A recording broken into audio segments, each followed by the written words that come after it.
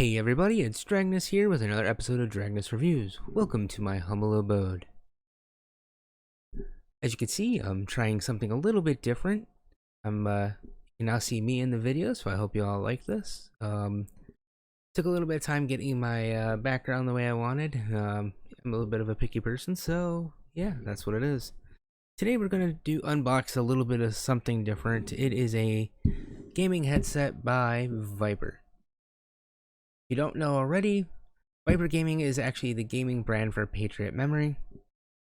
This is the Viper V380. It has 7.1 virtual surround sound. It's an RGB headset, so it's got 16.8 million color illumination. We'll get into that as we unbox it. It features ergonomic design, detachable microphone. It does have software to manipulate things a little bit, though from the rumors are that may or may not be all that good, but we'll have to find out. It is a USB powered mic, so all the power and controls are through the USB. Looking over the box, the presentation is fairly good. They claim this is an expert level device, for short of a better sentence. I don't know what really makes something an expert or intermediate, or maybe it's just the total package or what, but I will say for recently, from what I've come to find out, the Viper products have been fairly good. I've done a mouse and a keyboard recently, and I was extremely impressed. The price points are, I wouldn't say the highest I've ever seen, not the lowest, so they're kind of good mid-range, but overall they're a fairly good product. So let's go ahead and unbox this one. Looks like it is held on just by a couple pieces of tape right here on the back.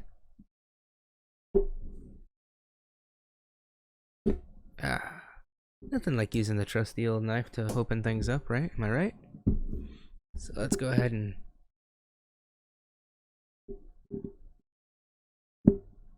little suspense there, that's all, you know.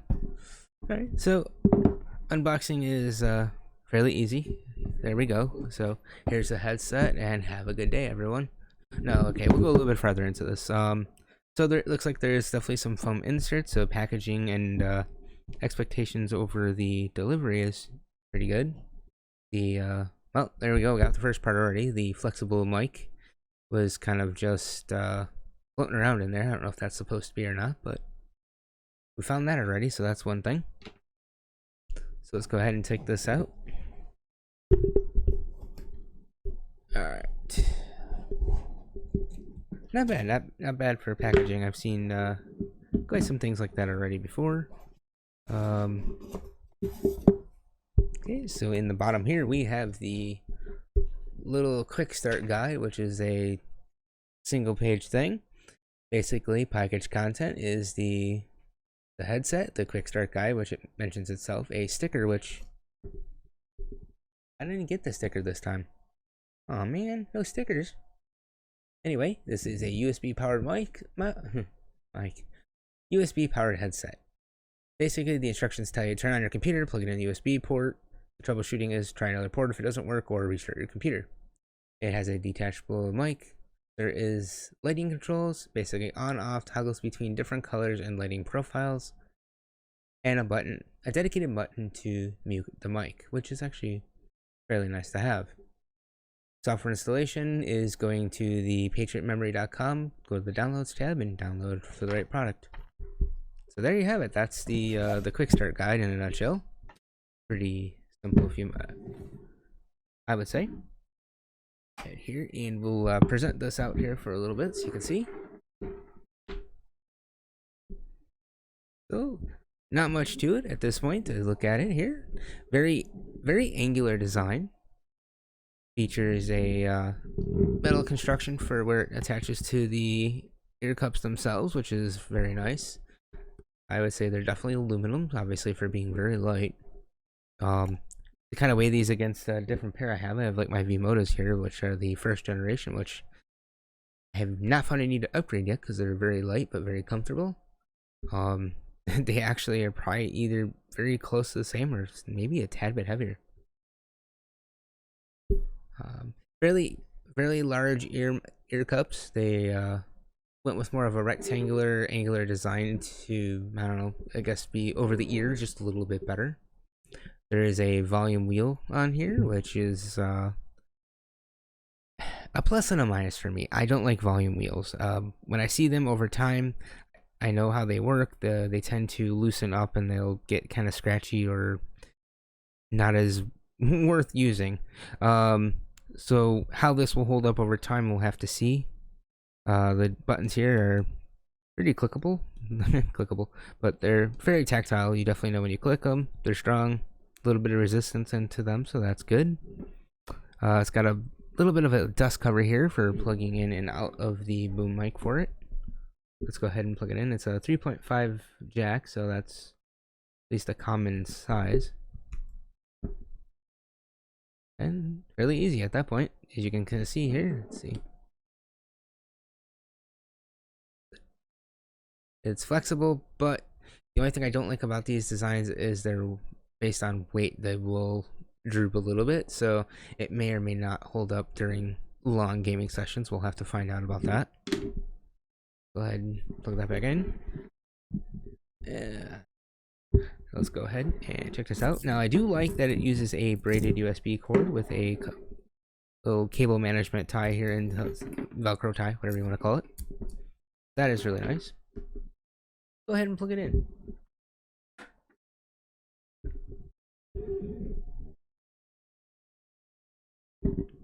Alright, so up and running already. Windows is picking it up as a usable device, so technically, I guess you could say it's already ready to go. Now, as I already mentioned, it is an angular design, but when the lights are on, it definitely kind of accents that, if you will. I do like the way that I definitely like the way that the colors are. A fairly good design choice. Sorry, I'm a little speechless just looking at it. I'm like, honestly, I'm like a raccoon with lights, as soon as I start seeing them, things like that. But, so let's go ahead and check some of the little profile settings here, or the illumination button. So it looks like the first color it chooses is red, which is quite common. Green, blue, like a pinkish purple, a lighter blue. Oh no, right. Looks like it goes back to a fade between the two. That's actually really nice. Now I know the camera's not doing it justice, guys. I'm sorry. Eventually I will be upgrading to a different camera, and hopefully you'll see better. We can turn off, and then looks like we just go back to the spectrum cycling or wave. And it looks like if you leave it on a color, it will stay on, but it will also kind of do like a slow breathing effect, which is definitely not bad. It will help, I guess, a little bit with the LED lifetime over time if you want. Honestly, I might leave it on green. It just looks, I don't know, I guess you can't tell, but everything of mine's black and green, which is, I guess, one reason I like Razer products, but I like that, it's definitely really cool. I'll have to play around with the control settings later on just to kind of get a little bit more of a gist of what else you can do in control, but let's go ahead and try them out real quick while we're here, right? Bust out the handy dandy YouTube.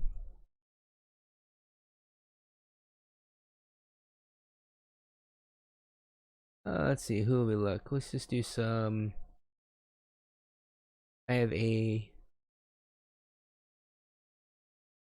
call it Mind Tune, a little playlist of mine that has some stuff like Journey to the Earth by a Bass Nectar. Let's just kind of start there and just see how she sounds.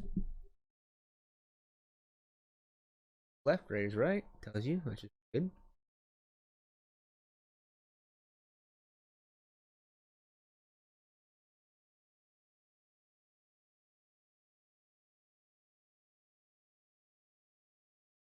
Yeah, bass is really good. Bass is nice and deep. The highs and mids are predominantly there. I'll have to listen to more audio to kind of discern the differences a little bit more.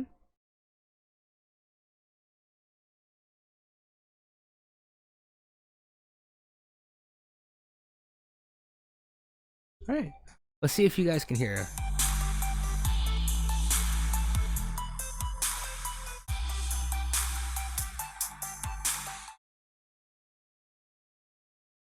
not bad. I will say the audio is fairly well, very loud, very crisp.